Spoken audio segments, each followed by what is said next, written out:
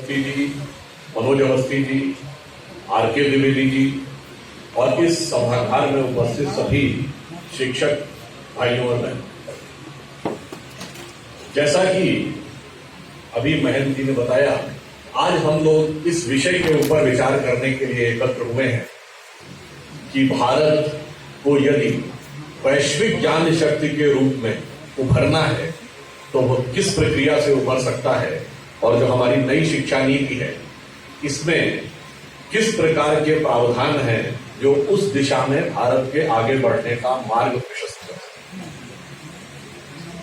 आप सभी शिक्षा के क्षेत्र से जुड़े हैं। एक तो मुझे जब भी कभी मैं विश्वविद्यालय के शिक्षकों के बीच में आता हूं तो मुझे एक अलग अनुभूति होती है, क्योंकि मैं स्वयं विश्वविद्यालय में शिक्षक रहा हूं और हमारे माताजी पिताजी दोनों ही शिक्षक रहे। तो एक बिहारी का दोहा है ना, तो रहीम का दोहा है कि रहीमत सुख उपजत है, बढ़त देख निज गोद, मतलब गोत्र से मतलब है, और ज्यों बढ़ी अखियां निरख आखिर को सुख हो। जैसे बड़ी बड़ी आंखों को देख के आंख को सुख होता है, तो अपने संपर्क के लोगों के बीच में आकर मन को सुख होता है। देखिए, हम सभी ये जानते हैं कि जब हम भारत की वैश्विक ज्ञान शक्ति के उदय के विषय में कहेंगे तो इसका उद्गम तो भारत के नाम से ही हो जाता है। हमारा देश भारत, हम सभी जानते हैं, दो शब्दों से मिलकर बना है। भा अर्थात ज्ञान का प्रकाश, और रथ अर्थात उसमें लगा हुआ। ये संस्कृत के दो शब्दों से भा, जिससे भा शब्द से भास्कर और ये सब प्रकाश के प्रतीक बने, और रथ का मतलब होता है किसी भी चीज में लगा हुआ, जैसे हम कहते हैं कार्यरत है, वहां पर सेवारत है। तो भा प्लस रथ का मतलब क्या हुआ? वो जो ज्ञान के प्रकाश के अनुसंधान में सतत लगा हुआ है वह भारत है, which is in the परपीचुअल pursuit for the light of knowledge.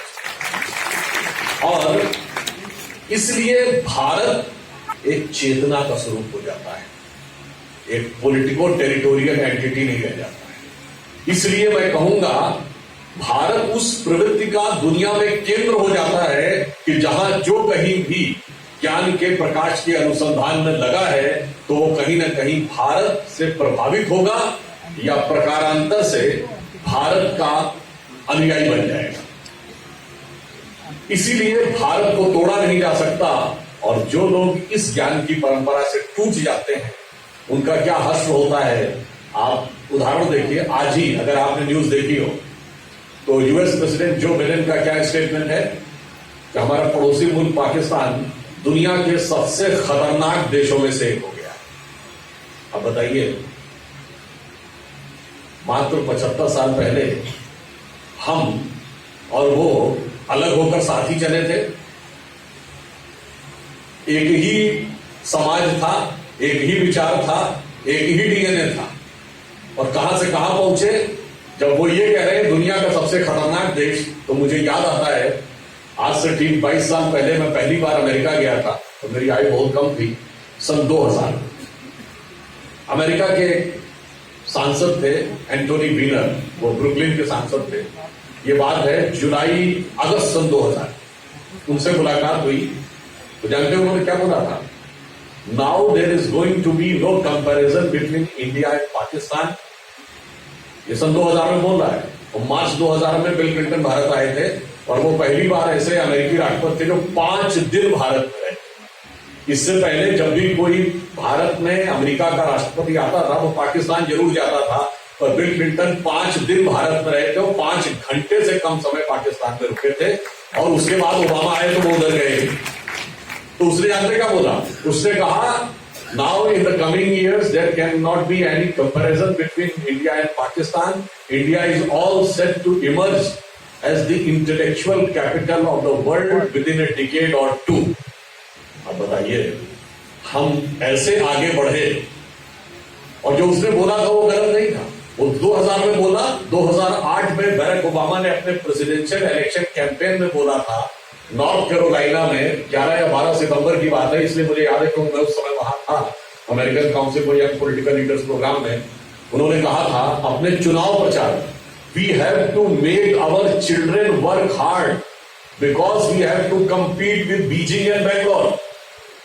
मतलब बताइए ये भारत की महत्ता कि अमेरिका इस बात से डर रहा है कि अगर हमारे बच्चों ने मेहनत नहीं की तो मुकाबला बीजिंग और बेंगलोर से है, हमारे बच्चे पिछड़ जाएंगे। और आज स्थिति क्या है कि हम दुनिया में एक इंटेलेक्चुअल कैपिटल बन के उभर रहे हैं और बगल वाला टेरर कैपिटल बन के उभर रहा है।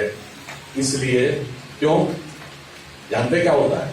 जब आप भारत की परंपरा से अलग हो जाते हैं तो होता यह है कि हमारे यहां अमेरिकन मल्टीनेशनल्स आती हैं टैलेंट हंट के लिए और वहां अमेरिकन फौजें जाती हैं टेररिस्ट हंट के लिए।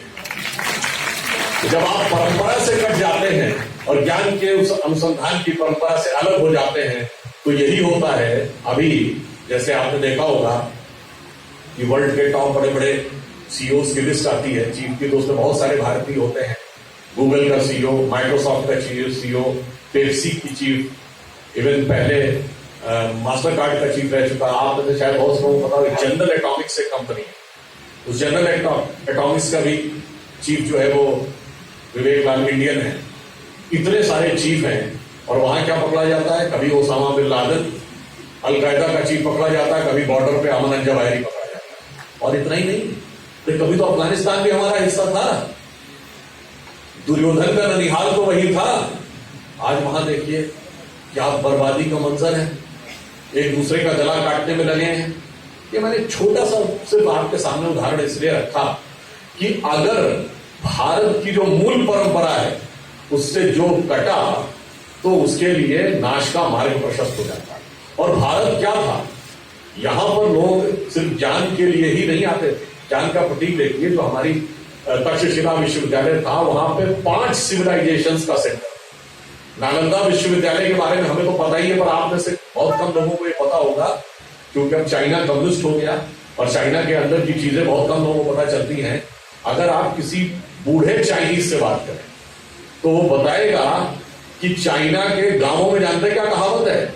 मतलब वो चाइनी भाषा में जो कहते हैं उसको मुझे उसने अंग्रेजी में बताया था कि knowledge comes from west, from across the mountain. Himalaya तो उनके पश्चिम में है ना, तो उन्होंने कहा ज्ञान पश्चिम में आता है पर्वत के पीछे से। इसीलिए जब हेलस्वांग हर्षवर्धन के समय में भारत आया था 7वीं शताब्दी में, तो उसने अपनी जो किताब लिखी उसका चाइनीज भाषा में नाम था CUQ, जिसका अंग्रेजी में मीनिंग था जर्नी टू द वेस्ट। और चाहे इत्सिंग आया, चाहे फाहियान आया, चाहे हेलस्वांग आया, सब के सब ज्ञान के ही अनुसंधान के लिए आए। भारत में ज्ञान के अनुसंधान के लिए आते थे और या फिर धन के अनुसंधान के लिए आते थे। और हम एक इकलौते ऐसे देश थे जहां भरपूर पैसा भी था और भरपूर ज्ञान भी था और भरपूर शौर्य भी था और भरपूर उदारता भी थी। दुनिया में आपको एग्जाम्पल नहीं मिलेगा जहां ज्यादा पैसा आ जाता भोग विलास हो जाता, खत्म, खाओ पियो मौज करो, खत्म, लिविंग रिलेशनशिप में रहो, शादी मत करो, बच्चे मत पैदा करो और उसके बाद देखो यूरोप में क्या हाल हो रहा है।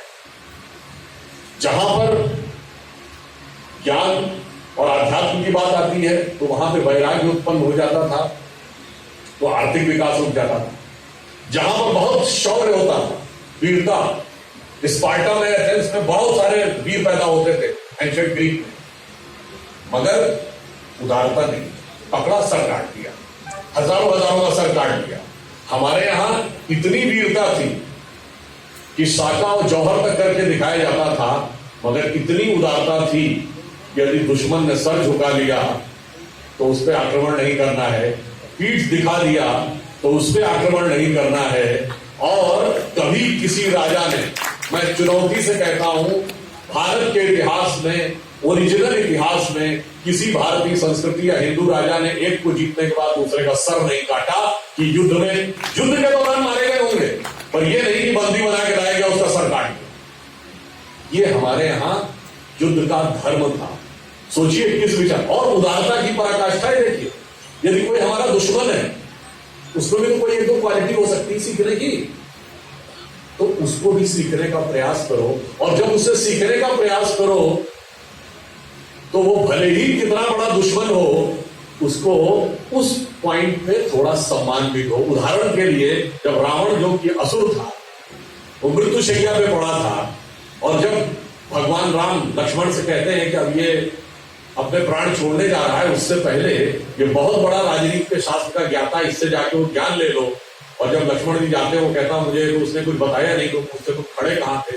कहते सिरहाने खड़े थे, कहते इस क्षण ये तुम्हारे लिए गुरु की तरफ है तो इसके पैरों की तरफ खड़े हो तब तुम्हें मिलेगा। अब बताइए युद्ध में इतना बड़ा उदारता कभी दिखेगी? हो ही नहीं सकती। ये हमारी ज्ञान परंपरा का स्वरूप था। और एग्जाम्पल ये भी समझिए, अभी रशिया यूक्रेन की लड़ाई चल रही है, तो कुछ साल पहले रशिया ने क्रीमिया का एनेक्सेशन कर लिया, अभी यूक्रेन के 3 प्रोविंसेस का एनेक्सेशन करके अपना हिस्सा घोषित कर दिया। चाइना ताइवान पे नजर गड़ाए हुए का मौका मिले हड़प कर ले। तिब्बत को 1955 में मिला ही चुका है। कितने ही देश पिछले 100 सालों में बड़े देश छोटे देश को गड़प कर गए। आज की स्थिति क्या है कि दुनिया में इराक ने कुवैत पे कब्जा करके कोशिश की ही थी, वो तो अमेरिका के हस्तक्षेप में रह गया, वरना 1991 में उसने अब इराक को अपना 19वां प्रांत घोषित कर दिया था।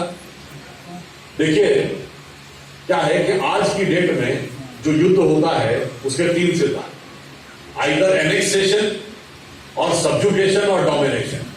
या तो मिला ही लो, अब मिला ना पाओ तो अपनी कोई सब्जुगेशन मतलब अपनी कोई कठपुतली सरकार, कोई अपना नॉमिनी बैठा दो वहां, वो आप ही के हिसाब से शासन करता रहे। और या फिर डोमिनेशन मतलब कोई ट्रीटी साइन करवा लो जिस ट्रीटी के द्वारा वो बाय एंड लार्ज आपके देश पर डिपेंडेंट हो जाए। जैसे बहुत सारी ट्रीटीज हैं, किसी एक ट्रीटी का नाम नहीं लेना चाहता, आप लोग सब प्रबुद्ध हैं, आपको बताओ, परंतु हमारे यहाँ ऐसा नहीं था। अब याद करिए जब भगवान राम ने लंका को जीता था तो क्या उसका एनेक्सेशन किया अयोध्या के किंगडम में? नहीं। क्या वहां अपना कोई डेप्यूटी बैठाला, मेरा प्रतिनिधि मेरा वाइसरॉय बैठ के शासन करेगा? नहीं। क्या उन्होंने कोई ट्रीटी साइन की कि आपको शासन मेरी शर्तों पे करना होगा? नहीं। बस मूल्यों की स्थापना करना था, मूल्य की स्थापना हो गई और आप जाके अपना काम करिए। इसीलिए जैसा भी महेंद्र जी बता रहे थे, पहली शताब्दी से लेकर 15वीं शताब्दी तक वर्ल्ड के जीडीपी में हमारा 30 से 35% हिस्सा रहा है। इसके बावजूद हम अत्यंत शक्तिशाली रहे पर हमने किसी भी देश के ऊपर इन्वेजन नहीं किया, किसी भी देश का एनेक्सेशन नहीं किया, क्योंकि हमारा मूल्य था ही नहीं कि दूसरे को अपने में मिलाना है, दूसरे को जीतना है, ये हमारा मूल्य ही नहीं था। हमारा मूल्य था कि खुद को जीतना है। वो पुराना गीत था, दूसरों की जय से पहले खुद को जय करें। ये भारतीय ज्ञान परंपरा है। इसीलिए हमारे यहां जो शिक्षा लेने लोग आते थे, जैसे मैंने एग्जाम्पल किया कि अमेरिकन सांसद ने बोला कि India is emerging as the intellectual capital of the world. Intellect से कुछ नहीं होता है।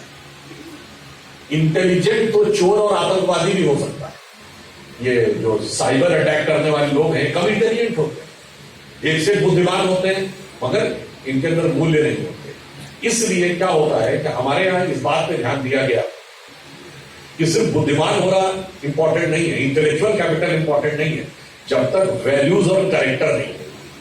इसीलिए हमारे यहां सबसे ज्यादा जोर वैल्यूज और कैरेक्टर पर था। इसीलिए भारत में शिक्षा लेने के लिए किस चीज की शिक्षा लेने लोग आते हैं? अगर आपने वो प्राचीन संस्कृत का श्लोक सुना हो जिसमें लिखा है कि एतद् देशे प्रसूतस्य सकाशादग्र जन्मना स्व स्व चरित्रम शिक्षेरण पृथ्व्याम सर्वमानव। आपने अपने चरित्र की शिक्षा लेने के लिए भारत में आते थे कि कैसे कैरेक्टर बिल्डअप होता है। और वहां से लेके केवल 100-125 साल पहले तक हमारी ये परंपरा थी। आपको वो प्रख्यात घटना याद होगी कि स्वामी विवेकानंद जब वहां गए और उनको देख के लोग हंसने लगे तो उन्होंने कहा, your country tailor makes the man, in our country character makes the man. मगर आज स्थिति भिन्न हो गई है। और फिल्मों में वो गाना बजता है कि क्या करूं साला कैरेक्टर ढीला है। आज लोग कहते हैं देश बदलो भेष बदलो। कुछ साल पहले विज्ञापन आता है, भाई भेष से कुछ होने वाला है? हमारे यहाँ इसमें जोर नहीं था। भारतीय ज्ञान परंपरा व्यक्ति की आंतरिक शक्ति को जागृत करती थी, आंतरिक मूल्य को जागृत करती थी और उसके द्वारा वह शक्ति प्राप्त होती थी। और आप देख लीजिए जितनी भी चीजें हैं उसमें आंतरिक शक्ति में शक्ति अधिक होती है, बाह्य शक्ति में अधिक होती है। आप अपनी फिजिकल पावर से कितने आदमियों को हरा सकते हैं? बहुत ताकतवर हो जाएंगे, 2-3-4 आदमियों को हरा लेंगे, इससे अधिक को तो नहीं हरा सकता कोई। मगर यदि आप अपनी बुद्धि का प्रयोग करते हैं तो 400 नहीं, 4000 नहीं, 4 लाख को भी प्रभावित कर सकते हैं। और यदि आत्मिक चेतना का विकास कर लेते हैं, आपके अंदर कोई डिवाइन चीज दिखने लगती है, तो आप करोड़ों करोड़ लोगों को सैकड़ों सालों तक प्रभावित करते रह सकते हैं। यानी जो जो आप सूक्ष्म में जाते हैं, जो आपकी शक्ति विराट होती है। और वैसे भी ज्यादा डिटेल में जाते हुए जो मैकेनिकल मशीन है उससे ज्यादा ताकत केमिकल मशीन में होती है। जो मैकेनिकल मशीन थी उससे ज्यादा इंजन में पावर होती है ना। किसी मैकेनिकल पावर से आप 125 किलोमीटर 100 किलोमीटर की स्पीड पे गाड़ी नहीं चला सकते, वो केमिकल फोर्स से चलते। और केमिकल फोर्स से ज्यादा है महत्वपूर्ण क्या है, एटॉमिक फोर्स। अगर एटॉमिक फोर्स नहीं आया होता तो हम अंतरिक्ष में जा ही नहीं सकते थे, क्योंकि अंतरिक्ष में जाने के लिए रॉकेट और सैटेलाइट को जितना ईंधन चाहिए उतना वो केमिकल फ्यूल ले ही नहीं जा सकता। तो आप ये समझिए, जितना अंदर उतरिएगा उतनी विराट शक्ति आपकी प्रतीक्षा कर रही है। और आप देखिए, एटॉमिक फोर्स से ज्यादा पावरफुल न्यूक्लियर फोर्स आया, एटम बम से ज्यादा पावरफुल न्यूक्लियर बम होता है। और न्यूक्लियर फोर्स से ज्यादा पावरफुल क्या आया, इलेक्ट्रोमैग्नेटिक वेव। जो आज का जमाना डिजिटल मेरा यू बटन दबाया और अगले क्षण न्यूयॉर्क में बात हो रही है। एक साथ आप यहां पे बैठे हुए लाइव स्ट्रीमिंग करके सैकड़ों लोगों से वहां बात कर रहे हैं। ये गति तो किसी भी फोर्स से संभव नहीं थी, ना एटॉमिक फोर्स से ना न्यूक्लियर फोर्स से। इसलिए हमारे कहा गया अंतर की यात्रा करो हमारी ज्ञान परंपरा में। इसीलिए चूंकि वेदों में कहा गया अणोरणीयान महतोमही, अणु कहते हैं सूक्ष्म, अणु से अणु की ओर जाओ तो महतोमहीयान यानी महान से महान, ग्रेट से ग्रेट तुम्हारी प्रतीक्षा कर रहा है। इसीलिए हमारे यहां सब लोग अंदर की यात्रा करते थे और विराट का साक्षात्कार करते थे। अब यदि हम यह कहें कि आज के युग में हम उसको कैसे ला सकते, देखिए हमें आज के युग में आने से पहले यह भी समझना होगा कि नई शिक्षा नीति में हमने कुछ एक क्या प्रावधान किए। वो बहुत एक विस्तृत डॉक्यूमेंट है, मैं सिर्फ उच्च शिक्षा के 2-3 बिंदु कहूंगा और उससे हम किस चीज से कनेक्ट हो सकते हैं। सबसे पहले, जैसे हम लोगों के जमाने तक हम लोगों ने जब भी शिक्षा ली तो क्या होता था कि 3 इयर्स बैचलर्स प्रोग्राम होता था और 2 इयर्स पीजी प्रोग्राम होता था। हम लोगों ने बीटेक